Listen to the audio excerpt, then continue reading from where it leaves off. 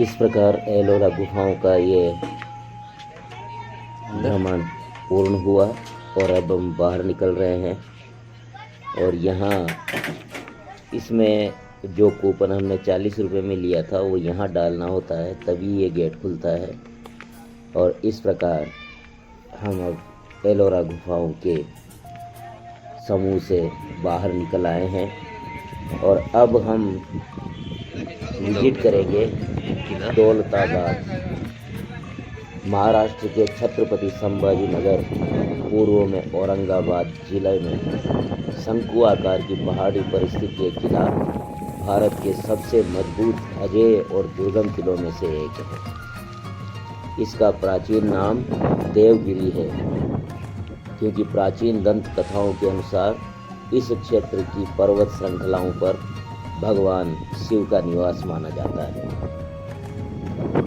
अपनी रणनीतिक सामरिक विशेषताओं के कारण ये किला सदैव से ही शक्तिशाली बादशाहों और शासकों के आकर्षण का केंद्र रहा।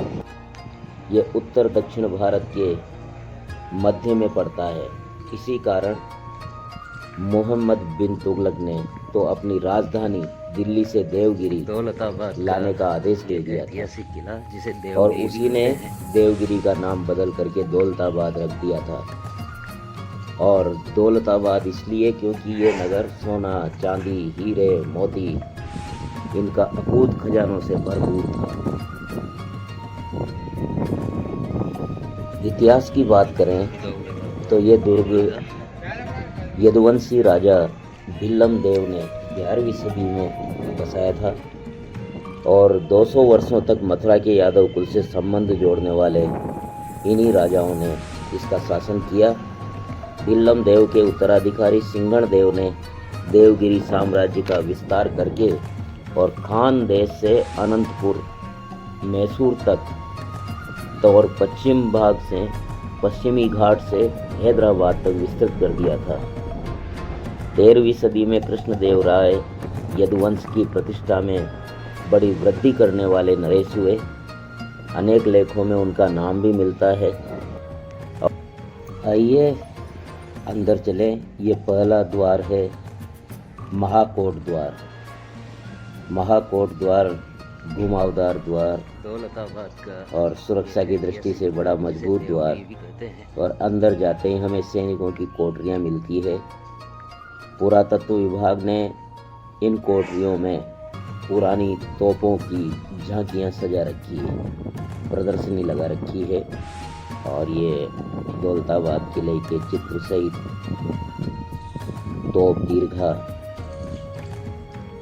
इस प्रकार से ये तोपें यहाँ सजाई हुई है। यहाँ हल्की से भारी सभी तरह की तोपें यहाँ सजा करके रखी गई है। और किले के विभिन्न हिस्सों के चित्र भी यहाँ लगाए हुए हैं।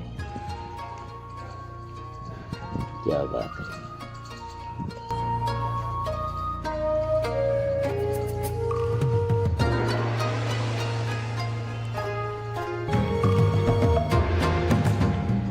अगर मुख्य द्वार अंबरकोट को अगर तोड़ने में समर्थ हो गया शत्रु, तो सामने ये तोप रहती थी और इस तोप की शिकार शत्रु हो जाते थे।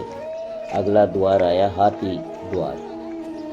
दोनों तरफ हाथियों की खूबसूरत मूर्तियाँ और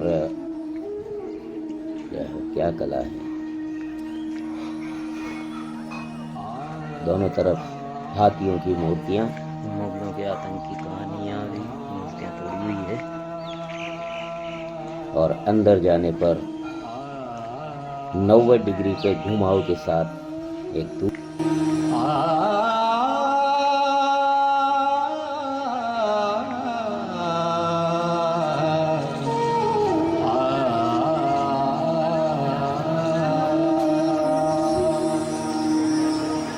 90 डिग्री के घुमाव के साथ इधर घूमते हैं। और यहाँ स्थान स्थान पर नकली दरवाजे भी शत्रुओं को भ्रमित करने के लिए बनाए गए थे। ये दाहिनी ओर का दरवाज़ा नकली है। इसमें भ्रमित होकर के शत्रु चल जाता था और बाहर निकल जाता था खाई की तरफ, और 1.5 किलोमीटर जाकर के रास्ता बंद हो जाता था, पुनः लौटना पड़ता था। और ये सही रास्ता। इस द्वार के बीच से हमें दिखाई दे रही है चांद मीनार। बिना लड़े इस किले पर अधिकार प्राप्त कर लिया था गद्दारों और घर के भेदियों के द्वारा, तो उस खुशी में उसने ये चांद मीनार बनवाई थी। चांद मीनार का निर्माण हसन गंगू बहमनी ने किया। और दाहिने ओर हमें मंदिर के अवशेष दिख रहे हैं। ये मंदिर यदुवंशी राजाओं के आराध्य देव श्री कृष्ण का विशाल मंदिर हुआ करता था, जिसे औरंगजेब ने तोड़ दिया और सैनिकों के लिए नीचे के जो आवास स्थल थे उनको सैनिकों के आवास के काम में लिया गया। और इधर आक्रांताओं की ये मज़ारें हमें नज़र आ रही हैं। ये आक्रांताओं की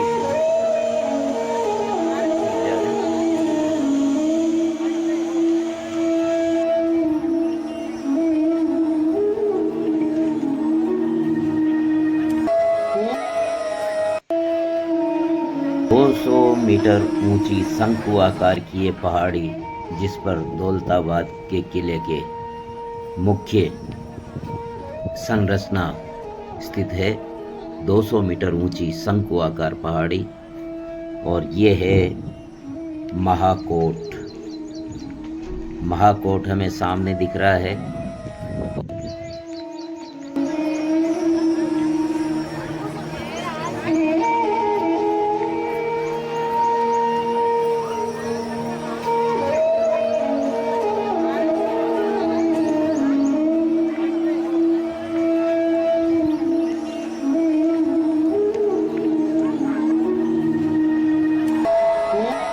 ये है वो मीनार जो बहमनी सुल्तान हसन गंगू बहमनी ने यहाँ निर्माण किया था।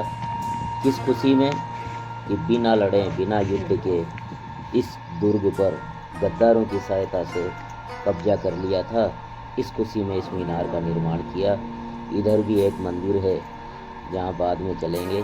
बड़ी मजबूत 4 दीवारी से कोट से घिरा हुआ ये, और ये द्वार हमें नज़र आ रहा है महाकोट। और महाकोट में अब हम प्रवेश कर रहे हैं। सुरक्षा की ऐसी व्यवस्था थी कि दाहिनी तरफ मुख्य गेट है, वो छोटा है, लेकिन बाईं तरफ जो बड़ा गेट था अभी तो दीवार खुली, नकली गेट इसे कहते हैं, और इसमें जाकर के आदमी फंस जाता था शत्रु और भटक करके और खाई में गिर जाता था। ये सैनिकों के लिए चौकियाँ, और ये गोले रखने के लिए, असलहा रखने के लिए अंदर, और सीढ़ियाँ चढ़ करके 775 कुल सीढ़ियाँ चढ़ करके और किले पर पहुंचा जाता है। और फिर एक द्वार इसको पार करते हुए हम ऊपर बढ़ेंगे। आइए फिर एक बार दौलताबाद किले के इतिहास से जुड़े। देवगिरी का नाम मोहम्मद बिन तुगलक के साथ, जैसा कि पहले कहा गया, 7 सालों के लिए इसने दिल्ली से राजधानी यहाँ देवगिरी ले आया था। और देवगिरी का नाम दौलताबाद मोहम्मद बिन तुगलक ने ही किया। तो वह ज़्यादा दिन यहाँ राजधानी नहीं रख सका और केवल 7 वर्षों की अंतराल में ही पुनः उसे दिल्ली राजधानी ले जाना पड़ा।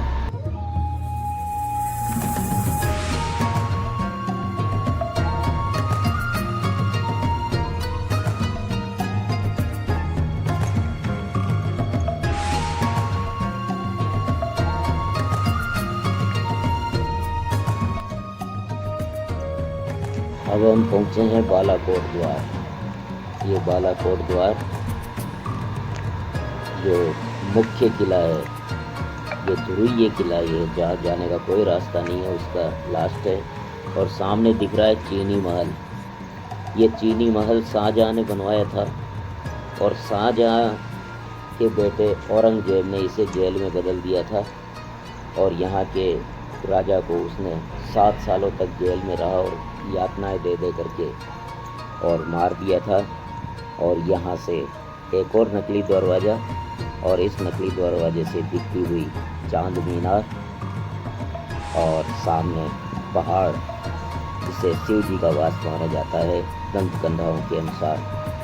और इधर एक और दरवाज़ा जिससे हम अंदर पहुँचेंगे और यहाँ कई महलों के खंडहर नज़र आते हैं और उनके अवशेष देख करके लगते हैं कि कभी ये भव्य महल हुआ करते थे जिसमें राजसी परिवार रहा करते होंगे।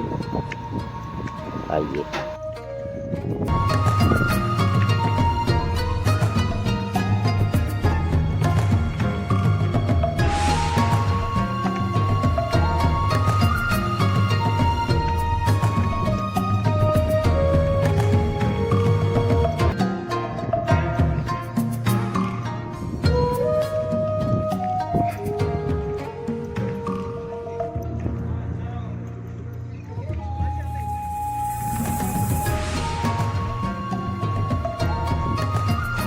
ये लकड़ी और लोहे की पुल जो नज़र आ रही है, पहले ये चमड़े की हुआ करती थी जिसको उठाया भी जा सकता था और ये पुल हटने के बाद में किले में जाने का कोई रास्ता नहीं बचता था। चारों तरफ ये खाई बनी हुई है जिसमें अकूत जलराशि है और इसमें मगरमच्छ और जहरीले सांप रहते थे।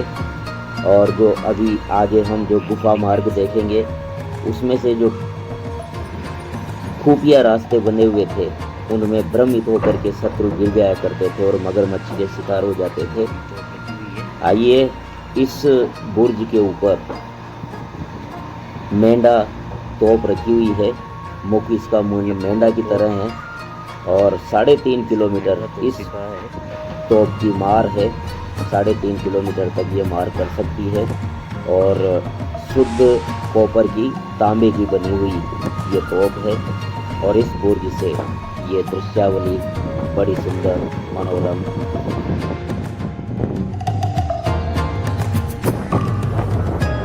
ये किसी प्राचीन महल के खंडहर नजर आ रहे हैं यहाँ से। और अब हमें वहाँ जाना है।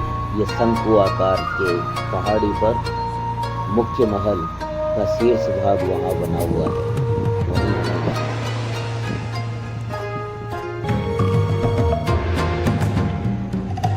किले के इतिहास की बात करें, ये 5वीं से 7वीं शताब्दी में राष्ट्रकूट कूट राजाओं ने इसका निर्माण किया।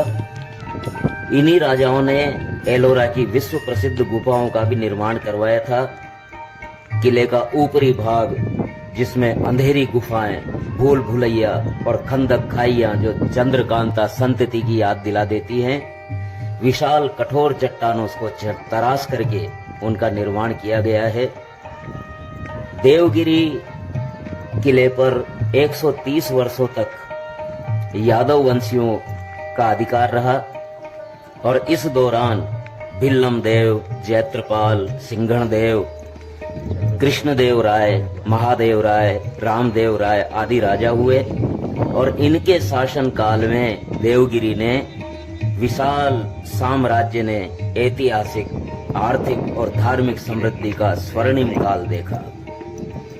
हीरा, मोती, सोना, चांदी, इससे समृद्ध देवगिरी 1294 से 1318 तक इस्लामिक आक्रमणों से त्रस्त रहा। आखिर आक्रमणकारियों से संत्रस्त होकर हुआ और अलाउद्दीन खिलजी ने धोखाधड़ी और घर के भेदियों के कारण अलाउद्दीन खिलजी का इस पर कब्जा हो गया। उसके शंकर के रास्ते लीजिए, तिलस्मी किले का शुभारंभ हो गया है। तिलस्मी किले के तिलस्मी रास्ते, और यही वो रास्ते हैं जिनको देख करके चंद्रकांता संतति देवकी नंदन जी खत्री का उपन्यास याद आता है। और इस गुफा से हम खुले हुए मैदान में आए। थोड़ा सा खुला हुआ क्षेत्र है, ये भी खुला हुआ नहीं था। ये 1954 में ये छत गिर गई यहाँ की, इसलिए उजाला हो गया, नहीं तो ये भी गुफा का ही एक अंग था। और ये सामने गुफा कक्ष है जिसमें अंधेरा है। माता जी कह रही है अंदर लाइट नहीं है और ये है अंधेरी। ये दुर्ग तक पहुंचने का एकमात्र प्रवेश द्वार था और युद्ध काल में यह घुमावदार सुरंग